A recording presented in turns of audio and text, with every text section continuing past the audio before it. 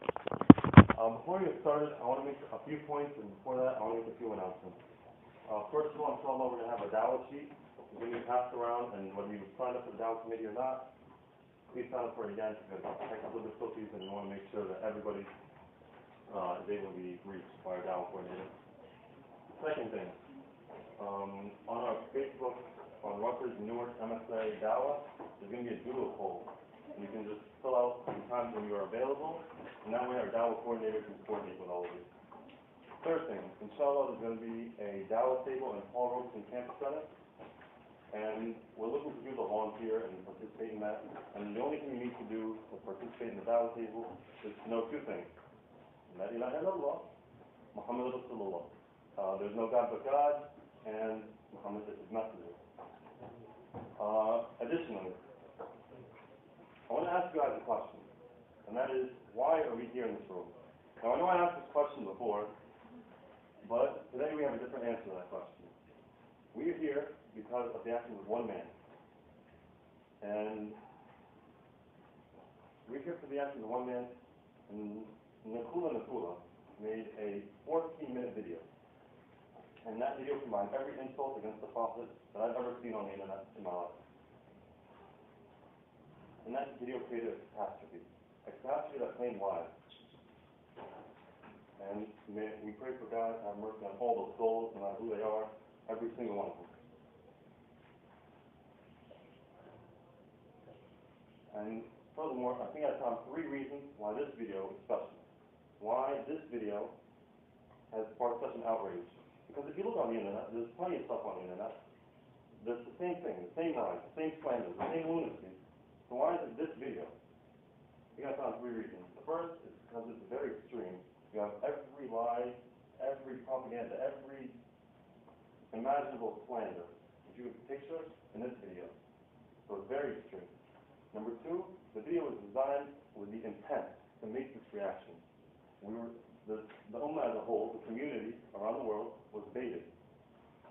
So that obviously contributed to the probability that such a reaction would occur.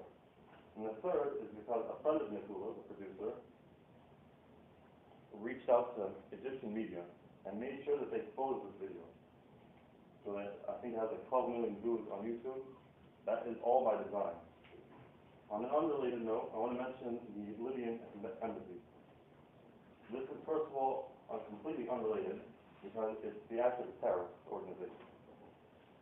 So that's further removed from Islam than the protest.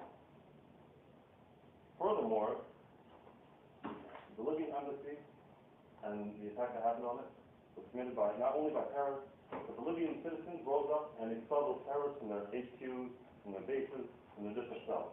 So that just goes to show you where the extremism begins and ends. So I ask you again, why are we in this room? Because of the actions of one man. But it's not Nakula. I misled you before when I said that. We are here because of one man. And he was a mercy from God Almighty. And his name was Muhammad ibn Abdullah sallallahu alayhi wa sallam. And inshallah, to tell you more about the honor of the Prophet and the example, we have Muhammed ElFilali, who's got national recognition. He's been on TV a few times, and he is the president of ICCC, the Islamic Center of Passaic County. And he will now shed more light on the issues at hand. بسم الله الرحمن الرحيم والصلاة والسلام على أشرف الخلق وسيد المرسلين وأشهد أن لا إله إلا الله وحده لا شريك له وأشهد أن محمدا عبده ورسوله. Clearly, with the introduction, you don't need a lecture. You summed up the entire purpose of our existence. He did mention one key question: why are we here? But the bigger question is, why are we here alive? Why are we Muslims? Why are we part of an MSA? Why do we consider our identity to be part and parcel of the Muslim identity? These are key questions that need to be answered all the time. As we all know, and I need to preface this introduction of this topic of the Prophet Muhammed ElFilali by saying the Quran answers 3 particular questions. The first one is, where do we come from? Why are we here? And where are we going? At any given moment in the person's life, at any given moment in a person's lifespan or community or history of mankind, this question must be answered either by the individual for personal reasons, by community for the communal reasons, or by humanity for the sake of humanity. And Allah subhanahu wa ta'ala specifically answers a very simple, basic question: where do we come from? All of us are from Adam. Adam is from clay. No one knows his race, and nobody cares. So we start from the very beginning with the equal opportunity God, EOG. You hear of the EOE, right? Equal opportunity what? Employer. Or employment. But this is equal opportunity God. Everybody has the exact same standing before God. So he tells us, all of you are from Adam, no one selected the family that they were born into, and all of them will be accountable for all the deeds that they have done in their lifetime. So that answers a very basic question. Where do you come from? I could ask you today, where are you coming from today?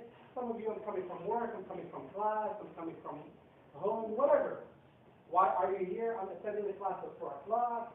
And where are you going afterwards? I'm going home, I'm going to dorm, I'm going to meet some friends for lunch or dinner, whatever the case might be. So there is a sense of direction. At any given moment, any of these three aspects are obscure, dark, not knowing where we're going, where we come from, and why we are here, we could easily say we are lost. We agree? Agree. When we talk about the Prophet Muhammed ElFilali, it is extremely important to understand something.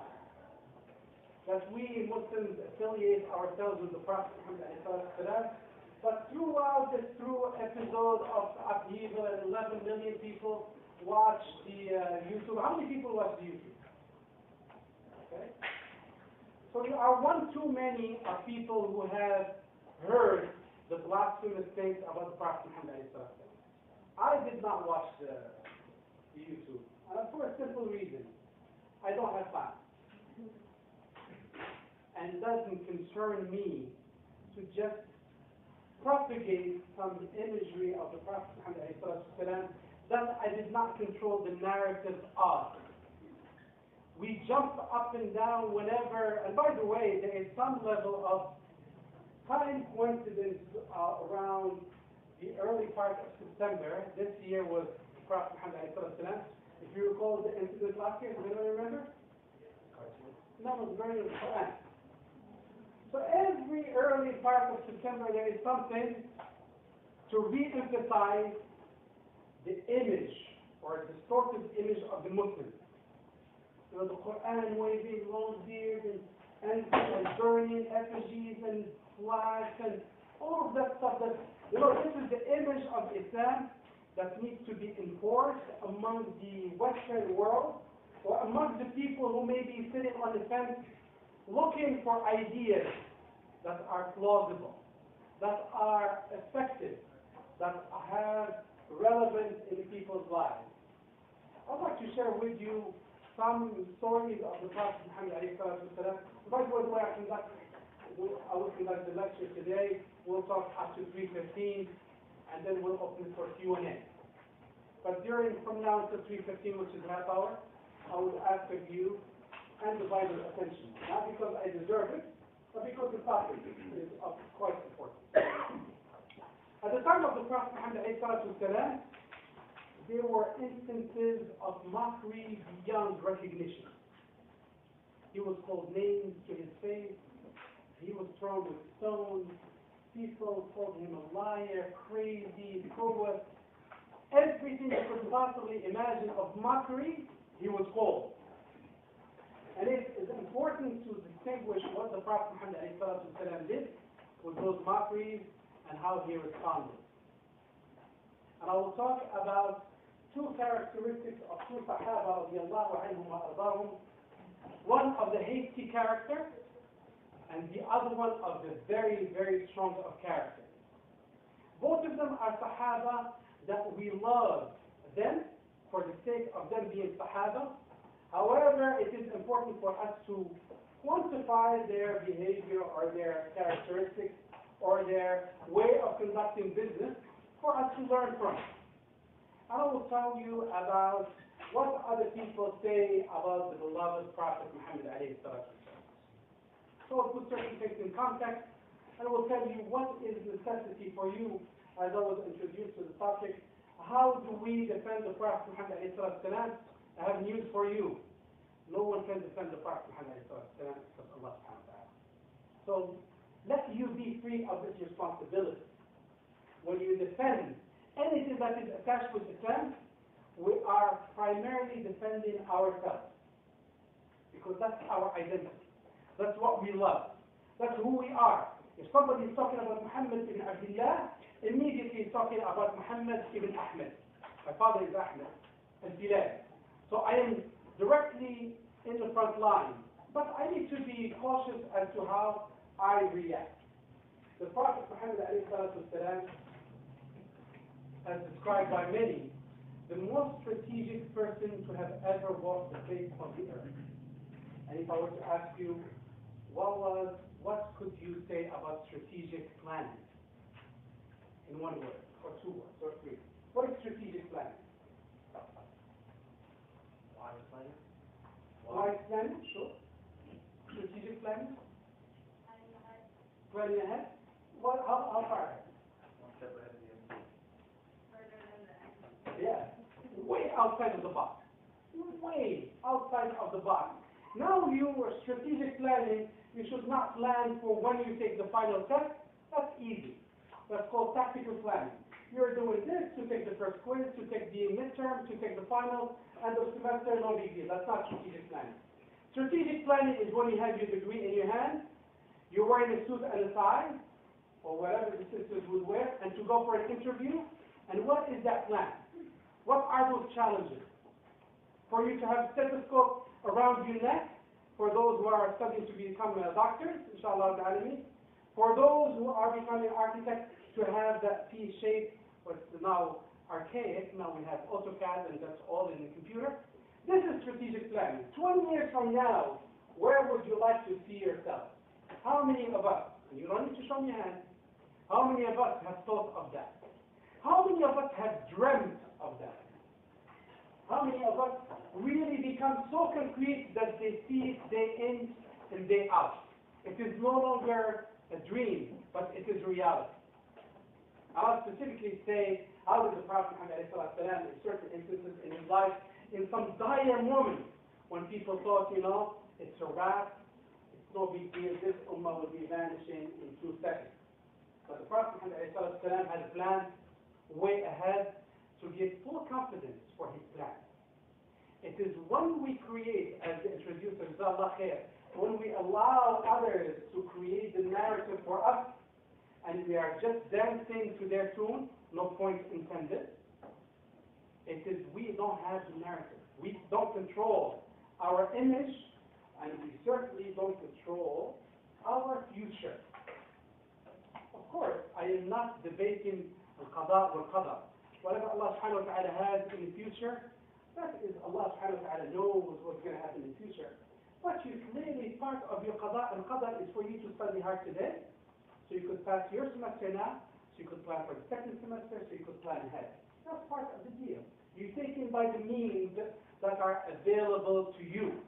The Prophet Muhammad ﷺ during his lifetime faced a great deal of hardship. And I'll share with you one that probably will discuss many of us. He was at the presence of the Kaaba, praying.